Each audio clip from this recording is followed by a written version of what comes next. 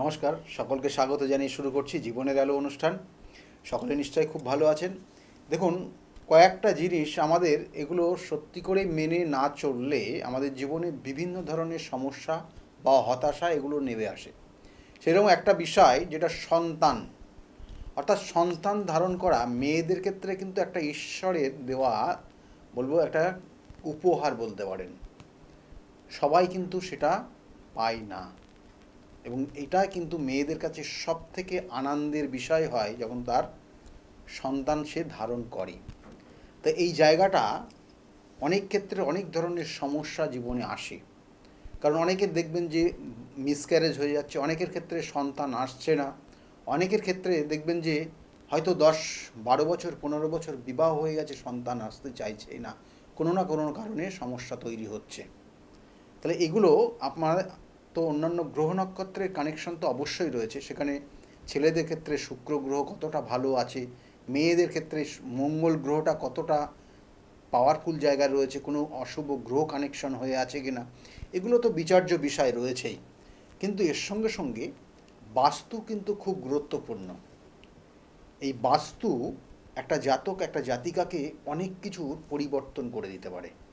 একটা জাত একটা জাতিকা যে সন্তান সে ধারণ করবে এবং সেই সন্তানকে ধীরে ধীরে সে সেই গর্ভে বড় করবে, অর্থাৎ মাতৃগর্ভে সন্তান যখন ধীরে ধীরে সে পুষ্টি পাবে এবং দিনের পর দিন সে বৃদ্ধি পাবে, এবং একটা নির্দিষ্ট সময়, যেটা আমরা বলি 10 মাস 10 দিন গর্ভে থাকার পরে সে যখন ভূমিষ্ঠ হবে, অর্থাৎ এই যে সময়কালটা তাকে কোন জায়গায় বাস্তুর কোন নির্দিষ্ট জায়গায় তাকে থাকলে পরে সেই সন্তান পরিপুষ্ট, অর্থাৎ সেখানে বলা হয় সম্পূর্ণ হবে, তার বিভিন্ন ক্ষেত্রে তার সেই জায়গাগুলো পরিপোক্ত হবে, সেই জায়গাগুলো কিন্তু ডিপেন্ড করে এই বাস্তুশাস্ত্রের ওপর।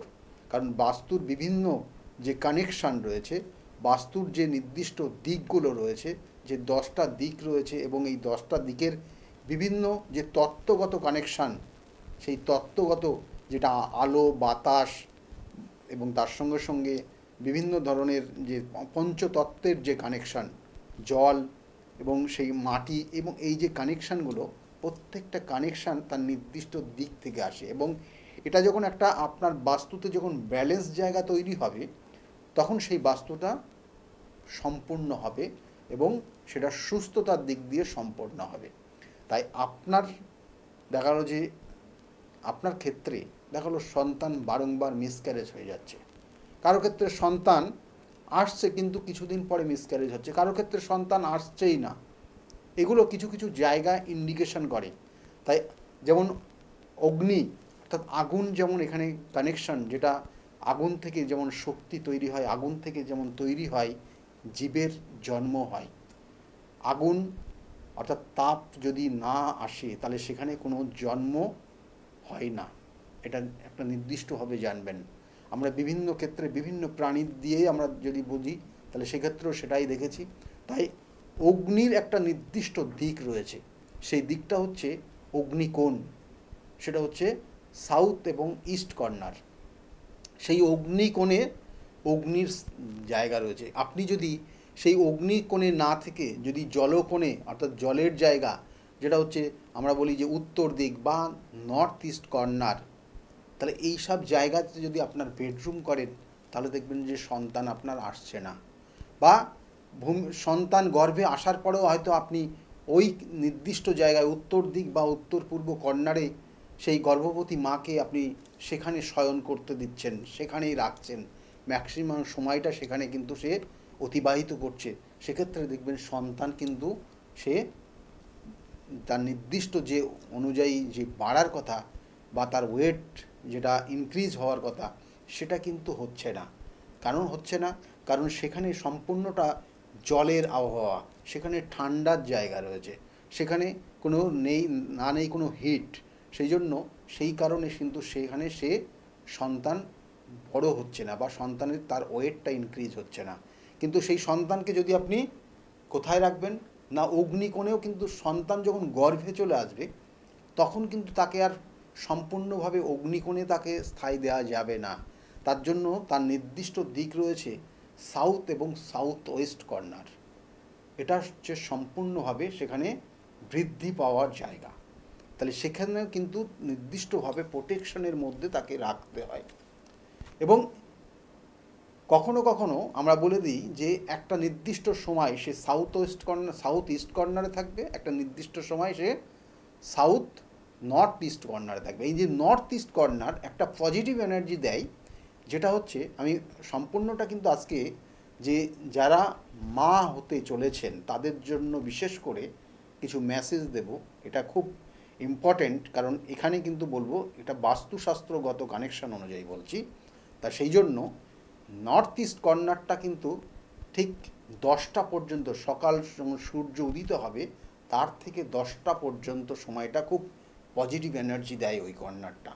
তাই সেই জন্য ওই কর্নারটাতে আপনি ওই নির্দিষ্ট সময় সেখানে কাটাতে পারেন, সেখানে নির্দিষ্টভাবে থেকে আপনি সেটা বসে হোক বা কোনো কিছু কর্মের মাধ্যমে সেখানে সময়টাকে অতিবাহিত করতে পারেন। তাহলে আপনার সন্তান কিন্তু ভালোভাবে কিন্তু পরিপুষ্টতা পাবে। আর তারপরের যে টাইমটা রয়েছে সেই টাইমটা কিন্তু আপনাকে কাটাতে হবে অন্য দিকে, অর্থাৎ সেই তারপরে কিন্তু আপনাকে পৌঁছাতে হবে ওই ঠিক দক্ষিণ দিকে, যেটা অগ্নিকোণ এবং নৈঋত কোণের এরকম একটা নির্দিষ্ট জায়গায়। তাই অগ্নিকোণ এবং নৈঋত কোণ তো কিন্তু খুব ইম্পর্ট্যান্ট একটা জায়গা, যেটা যাদের সন্তান আসছে না, জেনে রাখুন, যাদের সন্তান আসছে না তাদের ক্ষেত্রে ওই নৈঋত কোণ আর নাই অগ্নিকোণ খুব গুরুত্বপূর্ণ কোণ। এবং এই দুই কর্নারের জন্য কিন্তু সন্তান ধারণের ক্ষেত্রে সেক্ষেত্রে খুব গুরুত্বপূর্ণ জায়গা নেয়। এবং সেটাও কিন্তু ওই নৈঋত কোণেও আপনি থাকতে পারেন, আবার কিছুক্ষণ আপনি অগ্নিকোণেও থাকতে পারেন। এই দুটো কর্নার খুব গুরুত্বপূর্ণ সন্তান ধীরে ধীরে তার ওয়েট ইনক্রিজ করার ক্ষেত্রে। এবং এর সঙ্গে সঙ্গে আবার অবশ্যই রয়েছে আরও কিছু কানেকশান, যেটা এয়ার কানেক্টেড, কেন বায়ু হাওয়ার মানে আমাদের হাওয়ার সঙ্গে কিন্তু অনেক কিছু রয়েছে।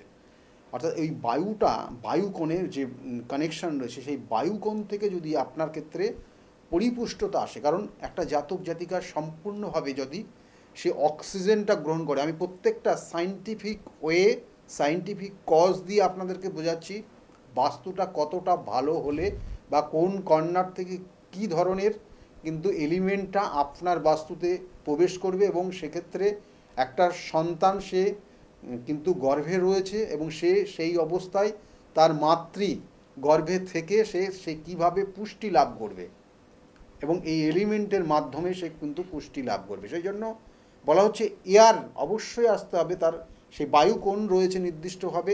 এবং সেই বায়ুকোণটা আমরা বলি যে উত্তর এবং পশ্চিম কর্নার, এবং সেই বায়ুকোণটাও কিন্তু আপনার ক্ষেত্রে অবশ্যই খোলামেলা চাই।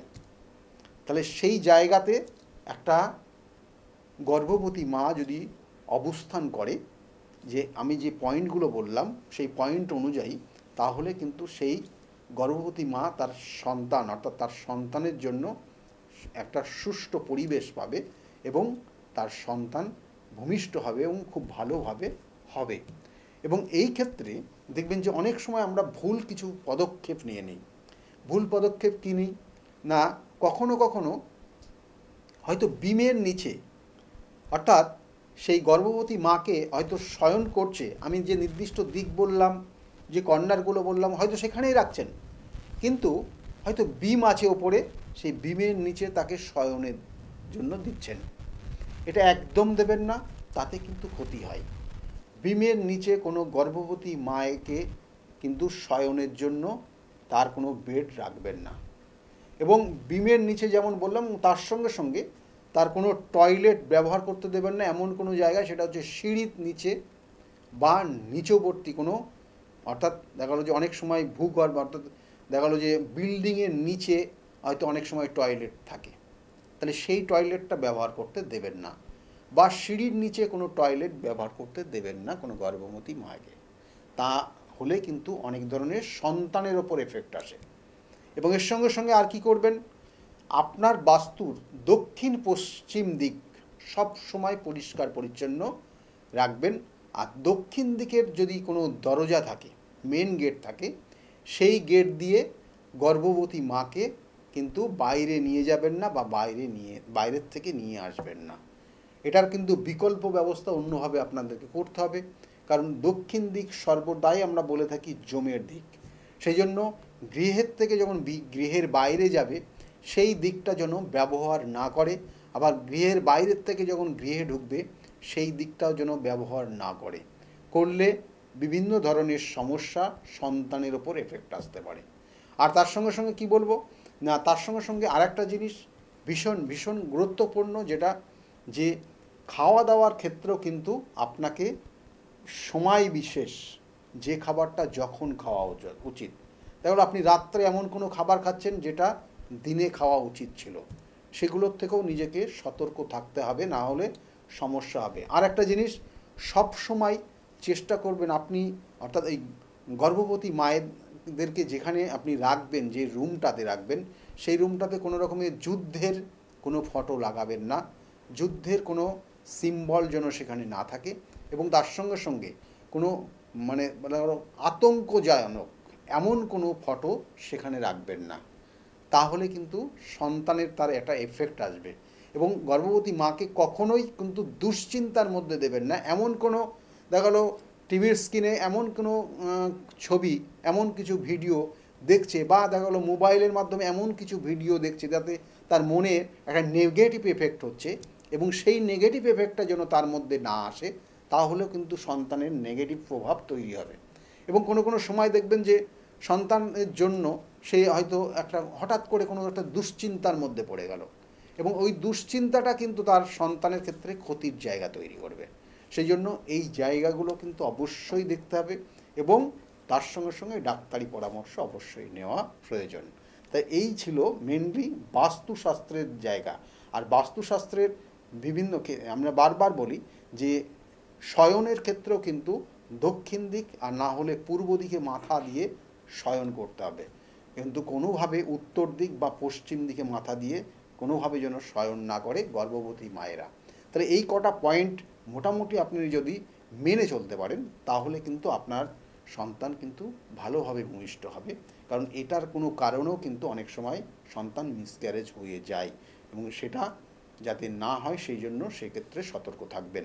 আর বারবার বলে থাকি, সন্তান মিসক্যারেজ হয় অনেক সময় অনেক ধরনের দোষ, অনেক সময় ত্রুটি, পঞ্চম ভাব পীড়িত, কোনো দেখা গেলো শত্রুতার কারণে সেক্ষেত্রে সন্তানের ওপর কোনো এফেক্ট আসছে, কোনো দেখা গেলো আপনার ওপর এমন কিছু ইগো বা হিংসার কারণে আপনার ওপর কোনো ক্ষতি করে দিল, সেক্ষেত্রে একটা এফেক্ট আপনার জীবনে তৈরি হতে পারে।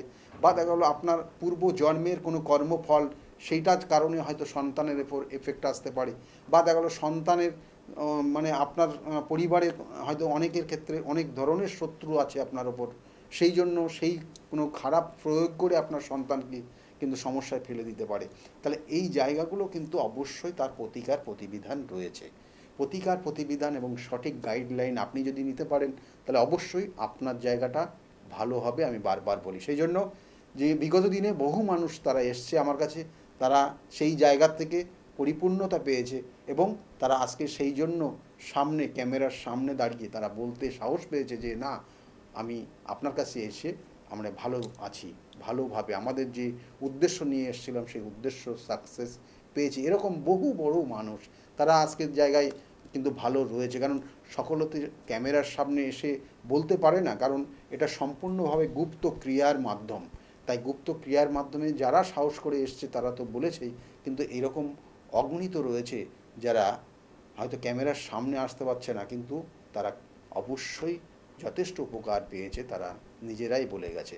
যাই হোক, আগামী দিনগুলো প্রত্যেকের ভালো হোক। কিন্তু যাওয়ার আগে আবার বলছি যে আপনারা যদি মনে করেন আমার সঙ্গে যোগাযোগ করবেন, নিচের যে বুকিং নাম্বার রয়েছে বুকিং নাম্বারে ফোন করবেন। বুকিং নাম্বারে ফোন করলে অবশ্যই আপনারা গাইড পাবেন, কোথায় কোন চেম্বার সব কিছু আপনাকে ডিটেলস বলে দেবে। আজকের মতো এই পর্যন্তই। সকলে ভালো থাকবেন। আগামী দিনগুলো প্রত্যেকের খুব শুভ হোক, এই শুভকামনা রইল। নমস্কার।